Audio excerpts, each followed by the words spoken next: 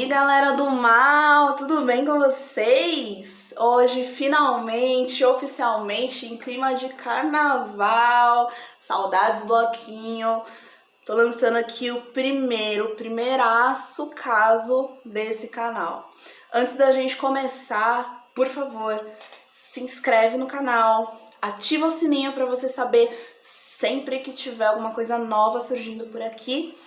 E eu queria dizer, antes de qualquer coisa, que esse vídeo ele pode ter descrições pesadas. Então, se você for uma pessoa sensível, pelo bem da sua saúde mental, por favor, não assista. Mas se quiser assistir também, quando chega perto das descrições, eu vou avisar e tá tudo certo. Você pula alguns minutos, faz como você achar melhor. A gente vai falar hoje sobre uma história que aconteceu em São Paulo na década de 30. Para fazer esse vídeo eu me baseei numa micro-história que foi escrita pelo membro da Academia de Ciências e também professor aposentado do Departamento de Ciência Política da USP, o Boris Fausto. Chique, né? O Crime do Restaurante Chinês foi um livro que eu li há mais ou menos uns 10 anos e reli agora, né? Há 10 anos eu tava o quê? No ensino médio, enfim, eu sou velha. E reli justamente para começar o canal, pra gente começar em clima de carnaval, a história aconteceu no carnaval, enfim, vocês vão entender. Mas vamos lá? Vem comigo, ó.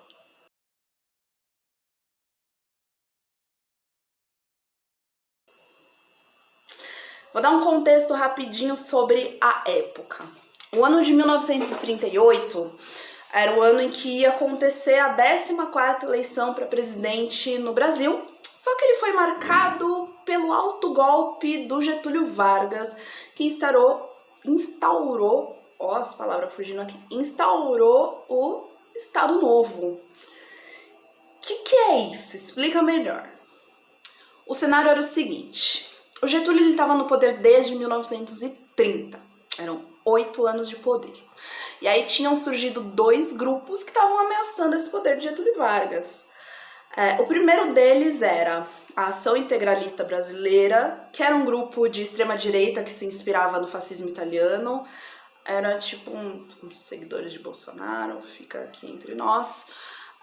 E o outro grupo era a Aliança Nacional Libertadora, que era uma frente de esquerda antifascista, anti-imperialista e anti-integralista, que inclusive foi responsável por tentar tomar o poder ali do Getúlio em 1935 e não conseguiu. Mas enfim, Getúlio estava ameaçado por essas duas frentes, uma de extrema direita, uma de esquerda, ele não queria perder o poder. E tal qual uma criança que tá jogando futebol na rua e a bola é dela e ela vê que tá perdendo, ela pega a bola e entra em casa e ninguém mais joga, Getúlio simplesmente aplicou esse autogolpe e cancelou as eleições. Ou seja, ele continuava no poder e para ele estava tudo certo. Alguns meses depois, nesse mesmo ano de 1938, numa quarta-feira de cinzas, olha aí o gatilho vindo. Era uma quarta-feira de cinzas e a cidade de São Paulo estava acordando para mais uma manhã, que algumas pessoas trabalhavam, algumas outras pessoas não. E o Pedro Aducas, nesse dia, ele trabalhava. O Pedro, ele era um imigrante lituano que estava chegando no local de trabalho dele, mais especificamente na rua Venceslau Braz, número 13. O Pedro, chegando no local de trabalho dele, ele estranhou algumas coisas, viu ali que a porta estava meio aberta, o cadeado estava aberto, mas ninguém respondia. Resolveu abrir a porta de metal, que era uma porta pesada, sozinho, né? Usou toda a força que ele tinha, acordando ainda, e abriu a porta sozinho. Mas o Pedro, infelizmente, fez isso para deparar com a cena de maior horror que talvez ele já tenha visto na vida dele.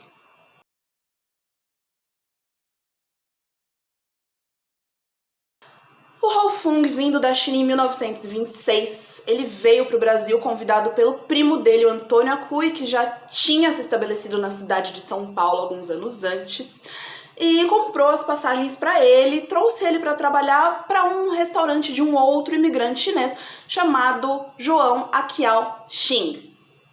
O Ho veio acompanhado de um outro imigrante chinês muito amigo dele chamado João Ho Det-man, que chegou até a trabalhar no restaurante da rua Venceslau Braz antes dele ser comprado pelo Ho-Fung. A Maria Aquiao Xing, brasileira, filha de imigrantes chineses, conheceu o Ho-Fung alguns anos depois da chegada dele ao Brasil, através do irmão dela e futuro cunhado do Ho-Fung, João Aquiao. Os dois se casaram no ano de 1933, que foi o mesmo ano em que a mãe da Maria faleceu, deixando a herança que ela usaria para comprar o restaurante da rua Venceslau Braz. É importante lembrar aqui que na década de 30, São Paulo já era um centro urbano composto não só pelas famílias italianas e pretos descendentes de escravizados, mas também por outros imigrantes europeus e asiáticos, né?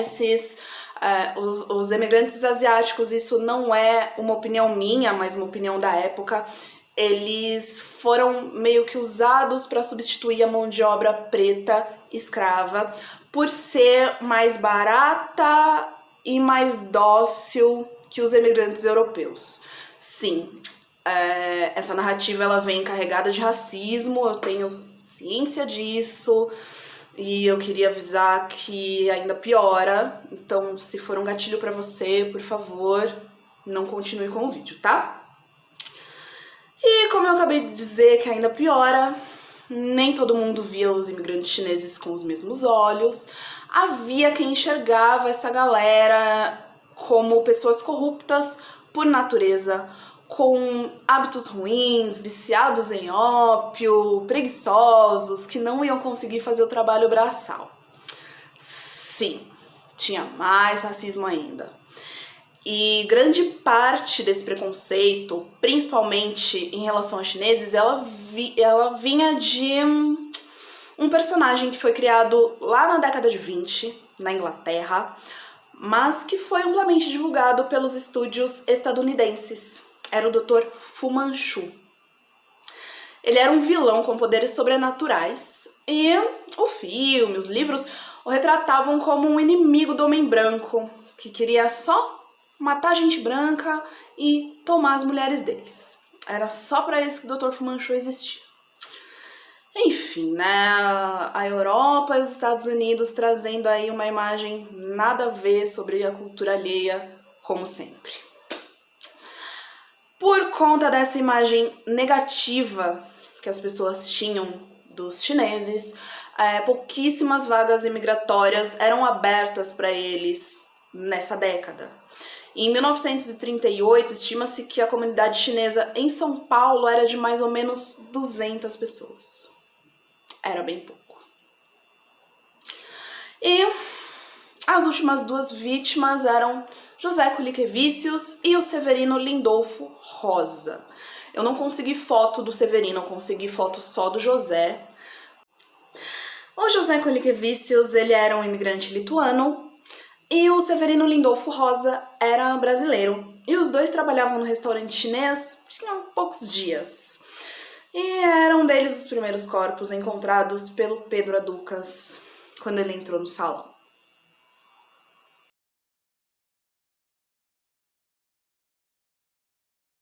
A partir daqui, além do meu vizinho batendo roupa, que talvez você ouça, eu quero te avisar que começam as descrições pesadas.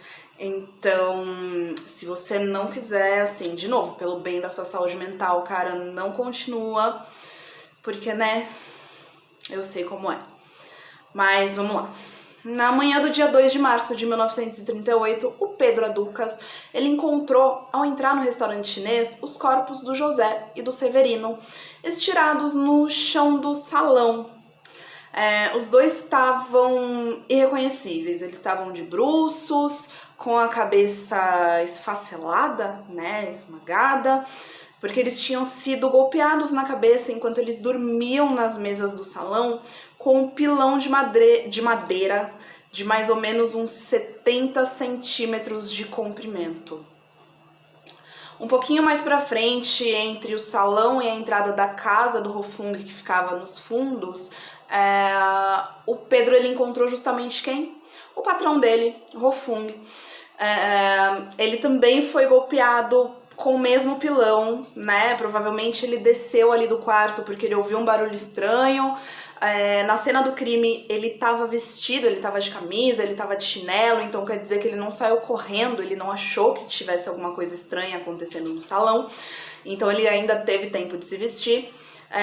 E quando ele chegou ao salão, ele também foi golpeado na cabeça com aquele pilão pesado de 70 centímetros. Ele estava com a cabeça coberta por uma toalha branca que provavelmente foi posta ali pelo autor ou pelos autores do crime.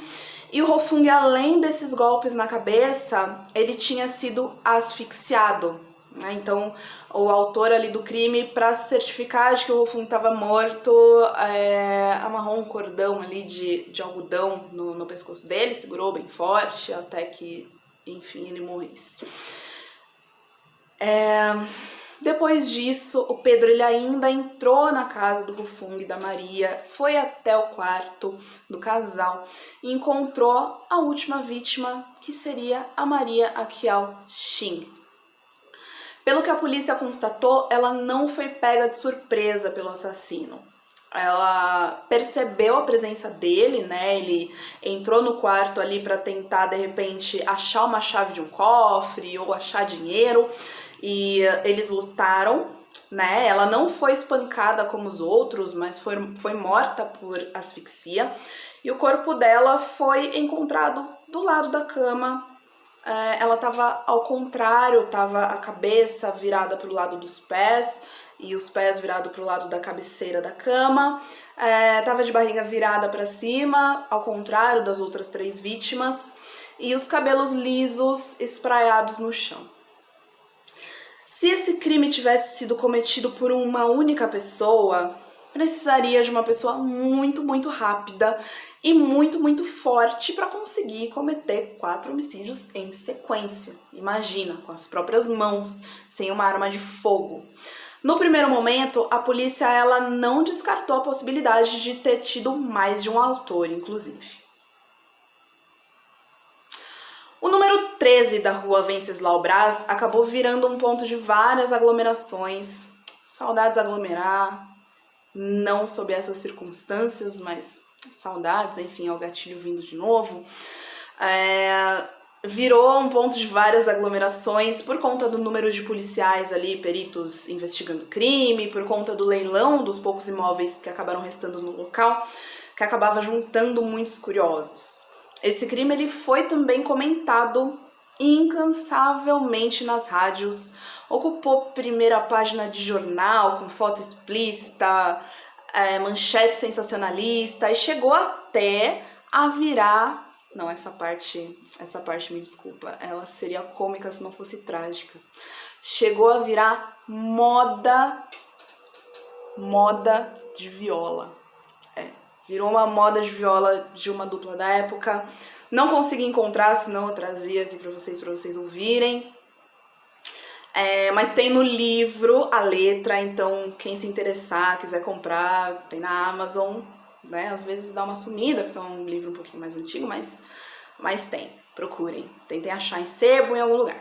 Que tem, é muito bom. Algumas semanas se passaram e a polícia não tinha nenhum suspeito. E aí, naturalmente, a população começou a cobrar a polícia disso. O jornal A Gazeta, inclusive, chegou a dar uma cobrada também na polícia. Eu vou ler para vocês o que foi que eles disseram. Abre aspas. O público aqui fora, nas ruas e no trabalho, acredita que a Delegacia de Segurança Pessoal não mais esclarecerá o caso. Falharam até agora todas as pistas. O delegado Pedro Alcântara, mais otimista que nunca, perturba a reportagem, essa parte é sensacional, perturba a reportagem que não tem certeza se sua senhoria está ou não, como diz, com a chave do mistério. Olha esse shade. O crime do restaurante chinês, então, ele tinha acabado de entrar para a lista de grandes crimes da cidade de São Paulo, como os crimes da Mala, o crime do Castelinho da Rua Apa, que talvez um dia, quem sabe, eu conte para vocês por aqui. Mas tem um monte na internet também, quiser procurar aqui no YouTube mesmo, tem uma cacetada de vídeos sobre. Mas quando eu fizer, vocês vão assistir o meu também. É isso. A polícia já começou a investigação indo atrás de suspeitos estrangeiros. Japoneses, chineses e lituanos, né? Racismo, enfim. A imprensa chegou a acusar o irmão da Maria, o João Aquial, de ter cometido esses assassinatos. Ele foi até o jornal A Gazeta, inclusive, para desmentir essas acusações, e o próprio jornal descreveu o João Aquial com mais racismo, dizendo que ele é um homem que tinha todas as características dos amarelos. Olhos oblíquos, pele pálida, voz macia e gestos tranquilos. Um outro jornal da época, a Folha da Manhã, chegou a surgir com uma possível testemunha que alegou ter visto dois homens ali baixando as portas do restaurante enquanto ela passava dentro de um bonde tarde da noite. Essa testemunha era o que a gente chama hoje de cobrador, né? Ele trabalhava ali no bonde, o bonde estava nas suas últimas viagens, tarde da noite, e ele diz ter visto duas pessoas baixando a porta do restaurante. Mas depois essa testemunha acabou sendo descartada, porque ela disse para a polícia que se confundiu. Pode ser que ela tenha se confundido mesmo, ou pode ser que talvez ela tenha dito isso por medo. Mas enfim, logo a polícia encontrou uma outra pista, que foi um paletó surrado, jogado num terreno baldio do lado do restaurante. Esse paletó ele tinha uma caixa de fósforos e uma caixa de cigarros dentro de um dos bolsos. Em paralelo, a Gazeta apontou o amigo do Hofung, o Ho Dat-man, como um dos suspeitos, porque testemunhas também diziam que tinham visto esse cara rondando ali o restaurante na noite do crime. O Ho Dat-man acabou sendo detido e as características dele, como força física e a capacidade até de matar, a possibilidade, né, de matar 4 pessoas ali em sequência, foram reforçadas pela mídia, que estava louca para achar um culpado, mais louca até que a polícia. Sabemos, conhecemos esse perigo. A suspeita sobre ele também foi descartada, né, ali no meio das investigações. Aconteceram vários testes, eu vou falar melhor deles mais pra frente, mas a suspeita sobre ele acabou sendo descartada porque durante o interrogatório ele afirmou que o paletó não era dele. Por mais que ele tenha vestido e tenha caído bem, ele afirmou ali categoricamente que não era dele. E ele afirmou também que ele estava sempre por aquela região, estava sempre bebendo com os amigos, jogando sinuca, então ele estava sempre por ali, mas não queria dizer que ele tinha a ver com o crime do restaurante chinês. Inclusive o alfaiate dele foi convidado a depor, e o alfaiate dele confirmou para a polícia que aquele paletó não era dele. Foi uma falha da polícia ter descartado? Não cabe a mim julgar, tomem suas próprias... enfim. Logo depois disso, né, as suspeitas elas acabaram caindo sobre um outro garçom do restaurante. A polícia estava meio perdida ali, colocaram suspeitas sobre um outro garçom, o Manuel Custódio Pinto, mais conhecido como Maneco. O Maneco, nas primeiras declarações para a polícia, ele afirmou que chegou no restaurante chinês depois ainda do Pedro Aducas. Então, quando ele chegou lá, o Pedro já tinha chamado a polícia já estava lá.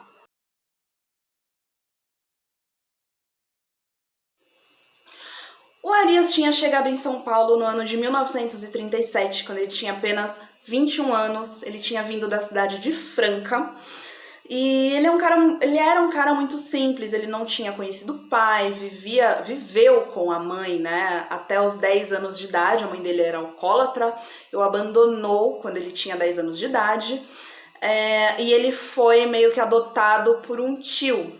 Esse tio, ele fazia o Arias cumprir tarefas super pesadas, tipo carregar lenha, e ele ainda era maltratado pela tia, né, que era uma segunda esposa ali do tio, e pelo primo, que sempre chamavam ele de burro. Mas tinha uma parte até que boa também na vida do Arias. Ele tinha uma namorada lá em Franca, mas ele não pensava em se casar com ela porque ele não tinha um emprego decente. O sonho do Arias era ser motorista particular em São Paulo, e ele veio arriscar esse sonho por aqui, mesmo sabendo que facilmente ele conseguiria arrumar empregos na cidade onde ele nasceu, porque ele era conhecido por todo mundo. Os empregos lá eram simples e se ganhava pouco, mas ele sequer imaginava das dificuldades que ele enfrentaria por aqui. Chegando na cidade de São Paulo, ele ficou encantado, lógico, né? Imagina todo aquele movimento da cidade grande. E ele passou a frequentar a Rua Direita, lá no centro, que aos domingos se transformava na Rua dos Pretos. Era um ponto de encontro de gente preta.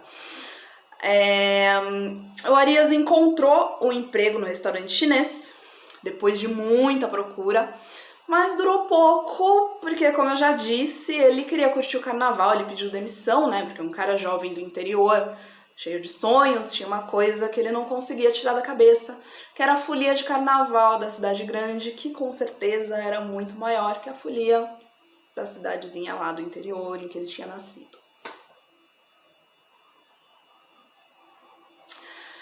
Nessa época, as teorias positivistas estavam ganhando força e traziam para os interrogatórios, agora vem nome difícil, hein? Trazia para os interrogatórios criminais testes como o de Young-Bloiler e o de Horscat. Esse segundo eu não tenho certeza se eu falei certo, mas o Young-Bloiler é de palavras, tipo a pessoa fala rua, e aí o cara que está sendo interrogado, ele precisa dar imediatamente a palavra que vem à cabeça dele. Vocês já devem ter feito uma brincadeira assim. E o de Horscat é aquele das imagens, que vem um borrão de tinta e a pessoa tem que dizer ali o que aquilo remete na cabeça dela.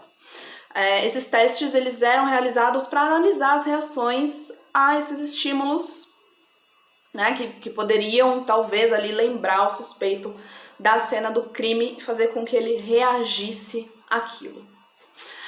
A escola positivista, ela trazia teorias também bastante racistas, como a teoria do Lombroso, que dizia que indivíduos com características mais próximas a características de macacos eram mais propensos a cometer crimes. E quando eu falo características próximas a características dos macacos, eu quero dizer que, com isso, o Lombroso, ele via que eram pessoas de pele escura, ele olhava o tamanho e o formato do crânio, a força física, ou seja, resumindo, gente preta, né? Mais racismo aí, reforçando, se for um gatilho pra você, não assiste tudo. Durante os interrogatórios dos suspeitos foram aplicados 8 testes, mas não foram todos eles aplicados em todos os suspeitos. O único dos suspeitos que teve todos os testes aplicados foi justamente o Arias de Oliveira. Sabemos o porquê? Não vou entrar nesse mérito de novo. O Arias, ele foi interrogado e testado por semanas, e a gente consegue imaginar aqui que ele chegou à exaustão psicológica. E depois dele chegar à exaustão psicológica, ele, logicamente, confessou o crime. Dizem que a polícia descreveu, né, na época, que quando ele confessou o crime, ele estava encolhido num canto da sala, em posição fetal, chorando. Então imagina, a pressão psicológica foi tanta que ele desabou e aí ele confessou, né? A própria polícia, Ela depois disso convocou uma coletiva de imprensa para se gabar que tinha conseguido ali uma confissão sem usar violência física, mas na minha humilde opinião, Arias ele foi vencido pelo cansaço, ele foi privado da liberdade dele por mais de 2 semanas, foram aí mais ou menos 20 dias, né, de prisão. Foi interrogado por todo esse tempo, a gente não sabe exatamente o que foi perguntado, o que foi dito para ele, e ele foi levado ao cansaço e confessou.